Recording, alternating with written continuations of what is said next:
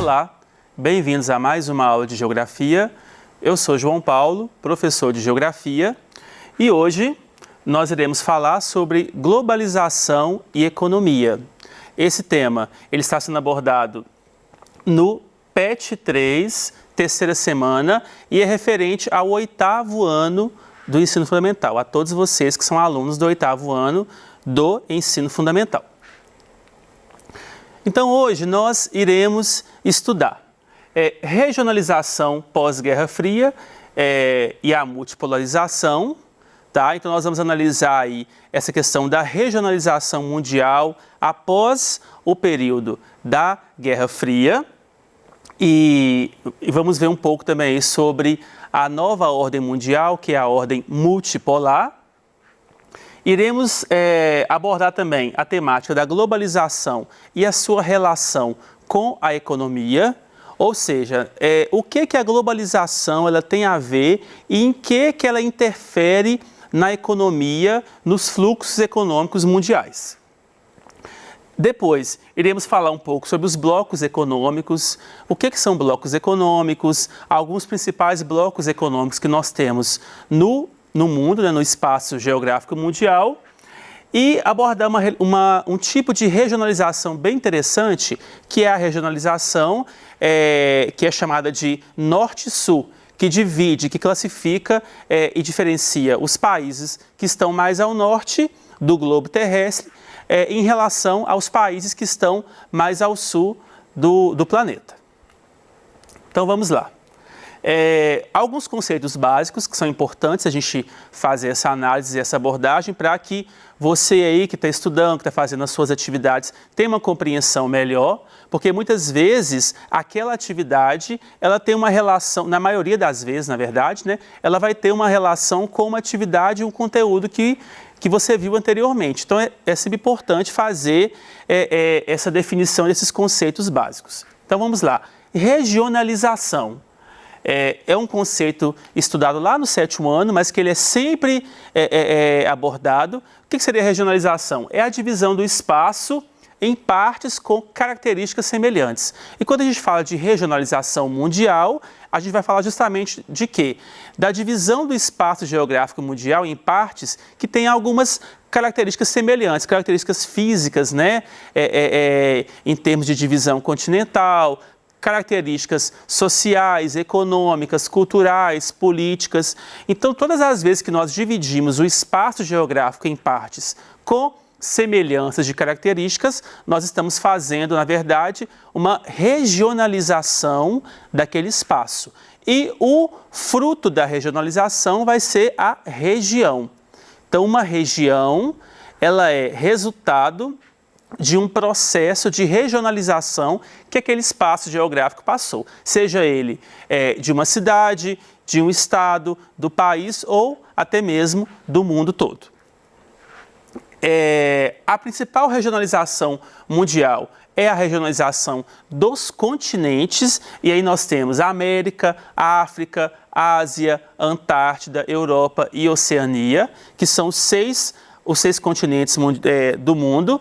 Lembrando que a Antártida é um continente que não é povoado, ele não é dividido em países, ele é utilizado basicamente para pesquisas científicas. Então, dos 6 continentes que nós temos, a Antártida ela não é povoada e os demais 5 continentes que então vão ser divididos em países e algumas vezes também eles vão ser regionalizados, né, vão ter regiões específicas daquele mesmo continente devido ao seu tamanho e às diferenças que tem naquele continente.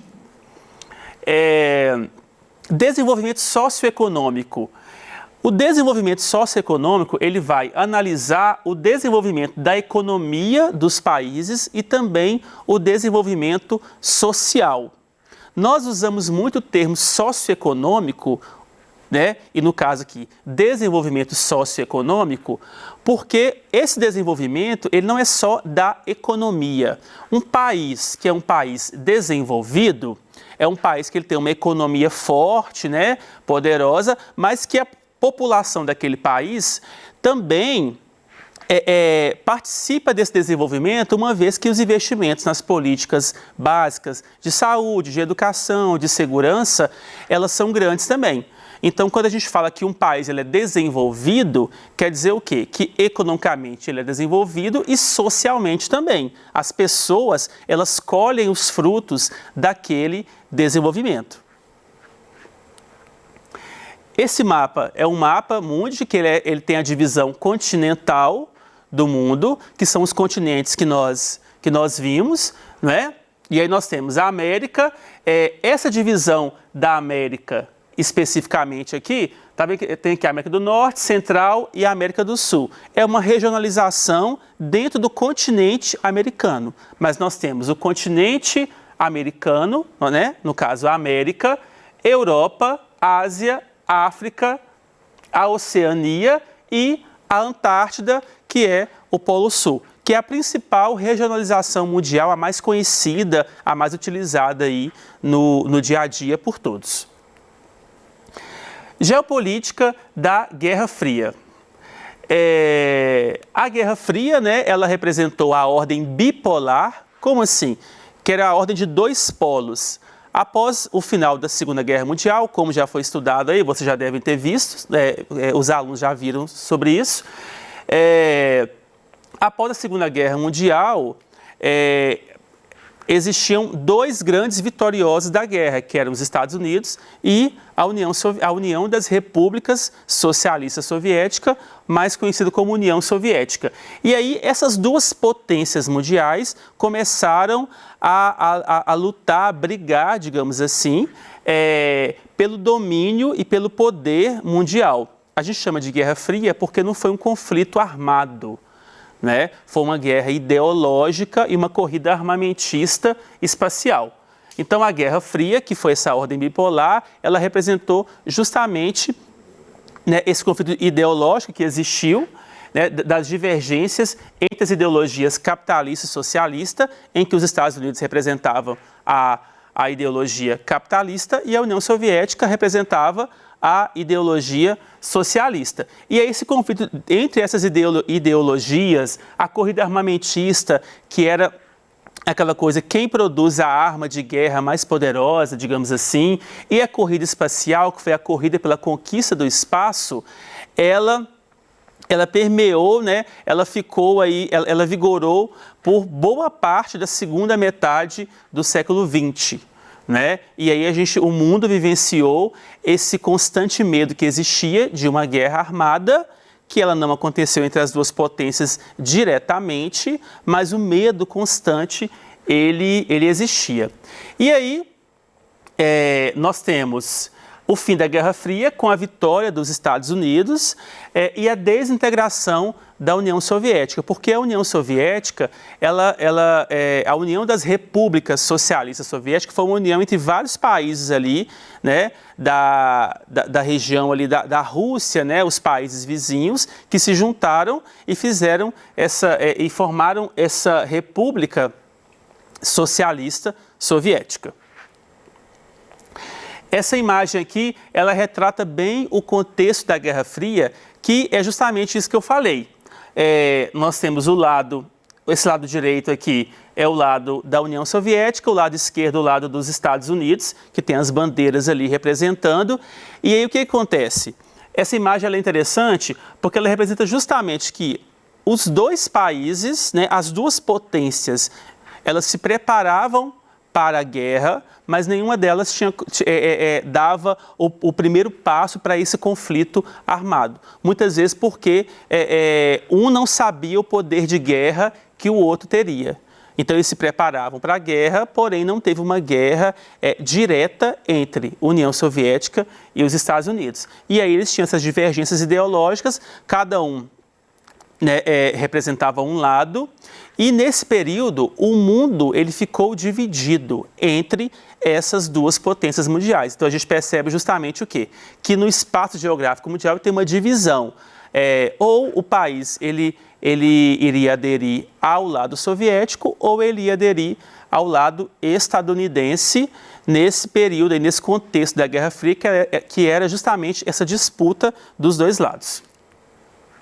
Multipolarização. Então, no período da Guerra Fria, nós tínhamos a ordem bipolar, dois polos, União Soviética, Estados Unidos. A partir do momento que acaba a Guerra Fria, a gente tem a vitória dos Estados Unidos, né, a vitória estadunidense capitalista, então a gente sai daquela ordem bipolar e passamos para uma ordem multipolar, uma ordem mundial multipolar, que tem o predomínio do capitalismo, obviamente, que foi esse grande vencedor aí da Guerra Fria, e o desenvolvimento e surgimento de vários polos de desenvolvimento, capitalistas, obviamente, liderados pelos Estados Unidos, que é então a grande potência econômica mundial. Nesse sentido, nós temos o fortalecimento dos blocos econômicos, das associações de países que se uniam, né, no intuito de fortalecer a economia do grupo ali e participar do comércio internacional, e o crescimento do fluxo comercial mundial. Então, esse fluxo comercial ele cresce também a partir desse momento. Aqui nós temos, né, essa imagem, ela mostra bem assim a questão da multipolarização que a gente tem. A gente deixa de ter aquela ideia de dois lados, de dois polos somente, nós temos vários polos de desenvolvimento. Um liderado principalmente pelos Estados Unidos, a União Europeia também, que é uma associação de países da Europa, lidera também nessa metodologia, né, multipolar que a gente tem, e a China com o Japão também. Tá? Vão liderar esses polos de poder que nós vamos ter aí após o fim da Guerra Fria. Na nova ordem mundial, nós passamos a ter uma classificação dos países em 3 grupos.